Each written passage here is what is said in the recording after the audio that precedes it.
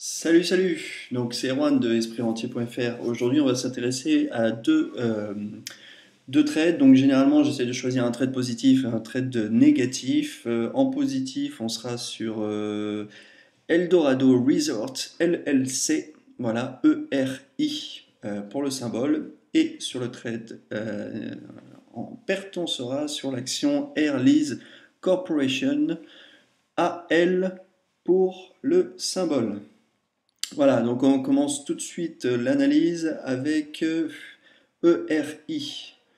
Donc, quand je vous fais les vidéos comme ça, hein, c'est possible qu'il y ait des annotations à moi que j'ai fait précédemment pour mon analyse de trade.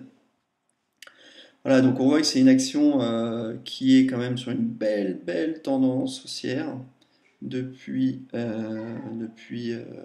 novembre 2016. Euh, On voit ici là qu'il y a eu d'abord une très belle zone de breakout, une première autour de 21. Et donc nous on s'est intéressé à, donc je vais voir ce que j'avais mis comme commentaire. Dernier stop loss rehaussé un peu vite, l'action peut encore monter, action conservée sur la watchlist. Voilà, donc c'est une action visiblement que j'ai tradée donc le 24 08, je suis rentré à 23,18, donc c'était à peu près ici. Donc pourquoi je suis rentré là? Comme je vous disais, on venait de sortir d'un breakout, donc il y en avait un autour des 21, on va dire, et puis j'ai considéré en fait, donc je vais vous la noter, horizontal line, voilà, que autour des 21,80 ici, on avait à nouveau on avait la création d'un support.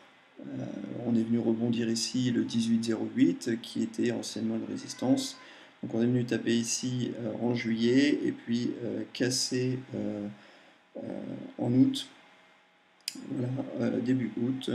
On a eu donc le breakout, un pullback. Donc comme je disais souvent, ça j'aime bien, avec un rebond. Donc j'ai considéré que on était sur une bonne figure. Je suis rentré le 24,08. J'ai mis mon stop loss, le premier, je l'ai mis à 21,97. Je l'avais mis là, donc c'était un petit peu au-dessus de la zone de breakout, mais mon money management, grâce à mon super suivi journal de trading, m'indiquait que c'était un peu fort en termes de risque. Donc j'ai préféré, par rapport au nombre de parts que j'avais prises, mettre un stop loss un peu plus haut. Et ça a bien fonctionné, puisque l'action, en fait, ayant déjà fait son rebond, légèrement descendu, et puis hop, une belle envolée. Donc on va se rapprocher un petit peu. Une belle envolée, j'ai suivi au fur et à mesure. Vous voyez que j'ai d'abord rehaussé mon stop loss à 22,39 et puis finalement ça a continué de monter, donc je l'ai rehaussé à 23,96. Là j'ai dû le mettre à 23,96 quand j'ai sécurisé ici une première fois.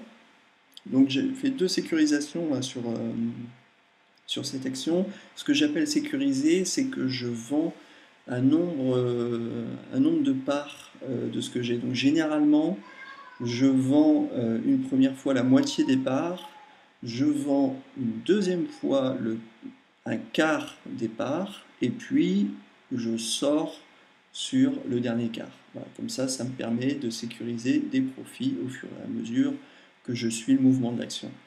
Donc j'ai pris une première sécurisation avec des profits le 11,09 à 24,55. Là, j'ai rehaussé mon stop loss à 23,98.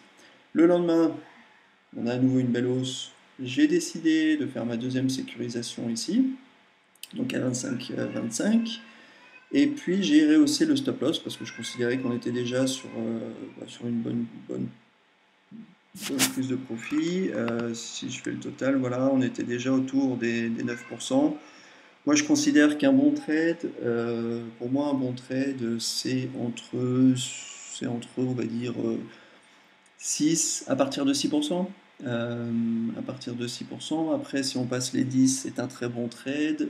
Et puis si on s'envole, qu'on est sur un runner et qu'on s'envole sur les 15, 20, 25, 30%, comme ça m'est arrivé récemment, bon, bah là, c'est l'exceptionnel. J'adore, mais ce que je vise, c'est des trades réguliers, on va dire entre au-dessus de 6%, mais acceptable entre 4 et 10%. Voilà. Donc là, on était arrivé à 9%. J'ai sécurisé, ça veut dire qu'à ce moment-là, j'avais vendu les trois quarts des actions qui restaient. J'ai rehaussé le stop loss. Et puis, bon, bah, il a été déclenché le 14,09. Et ce qui est pas plus mal parce que finalement, ça me libère, j'ai une hausse de mon capital à investir et on voit qu'en fait, il aurait fallu que j'attende parce que l'action continue. Il y a un double bottom là, mais qu'il aurait fallu que j'attende finalement du 12 septembre au 29 septembre, c'est-à-dire 17 jours, pour voir une nouvelle hausse. Et pendant ce temps-là, le capital était bloqué. Donc finalement, être sorti là avec un trade assez court, c'était pas mal du tout. Voilà. En termes de volume, on n'a pas regardé les volumes, c'est toujours intéressant. On voit quand même que je suis rentré sur une petite hausse des volumes. Le Stochastis était en zone d'achat. Et voilà, c'est ce que j'ai à dire aujourd'hui. On voit que l'action suit la moyenne à 21 avec le rebond ici. Voilà, bon, on passe à la deuxième. On passe à la